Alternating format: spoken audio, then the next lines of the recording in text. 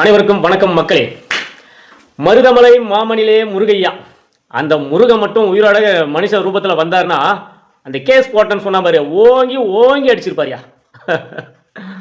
என்னன்னா அப்படின்னாக்கா, அந்த பாடலை பாடிய வேல்முருகன் அவர்கள் மீது கேஸ், அதை பார்த்து கண்டு மகிழ்ந்த நம்முடைய தமிழக வெற்றி கழகம் தலைவர் தளபதி அவர்கள் மீது கேஸ், இதை ஏற்பாடு செய்த நம்முடைய பொதுச் செயலாளர் புசி ஆனந்த் அவர்கள் மீது கேஸ், முக்கிய நிர்வாகிகள் 4 பேர் மேலேயும் கேஸ் பா.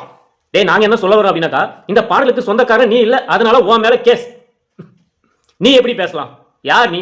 அதனால அது வேற்று மதத்தை சார்ந்த ஜோசப் விஜய் அவர்கள், யாரா நீங்களா? யார் நீங்க? எங்க இருக்கிறீங்க? இன்னும் எங்க? டேய், நீங்களா எங்க தானே இருக்கிறீங்க? அசிங்க அசிங்கமா வருது தலைவரை. என்ன வேற ஏன்னா இப்படி பேச வைக்கிறீங்களோ தெரியல. ஏன்னா நாட்டில் எவ்வளவு பிரச்சனை நடக்குது, அதெல்லாம் உங்க மனசை புண்படுத்தல, உங்க உள்ளத்தை உறுத்தல.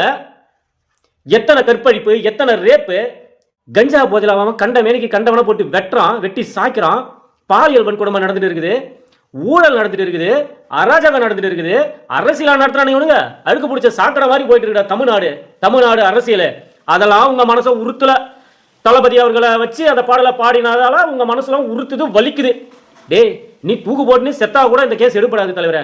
இதெல்லாம் எங்க அண்ணனுக்கு அப்படியே லெஃப்ட் கையில ஹேண்டில் பண்ணிட்டு போற மனுஷன் இந்த கேஸை. டேய் டேய், ஏண்டா சொட்டைக்கு போட்ட சொட்டை, வேற்று மதத்தை சார்ந்தவர், இன்னமும் நீங்க திருந்தல. இசையில ஏதுடா மதம், இசையில ஏதுடா ஜாதி? டேய், இசை என்றது என்னடா? எல்லாரும் ரசிக்கக்கூடிய ஒரு விஷயம். அதுல என்ன, அவர் தளபதி விஜய் அவர்களை புகழ்ந்து பாடினார் தவிர அந்த வார்த்தைகளை தவறுதலா பயன்படுத்தல, கொச்சப்படுத்தி எதையும் பேசல. இது அந்த பாடலுக்கே பெருமைன்னு நாங்கள் சொல்லலாம். புரியுதுங்களா?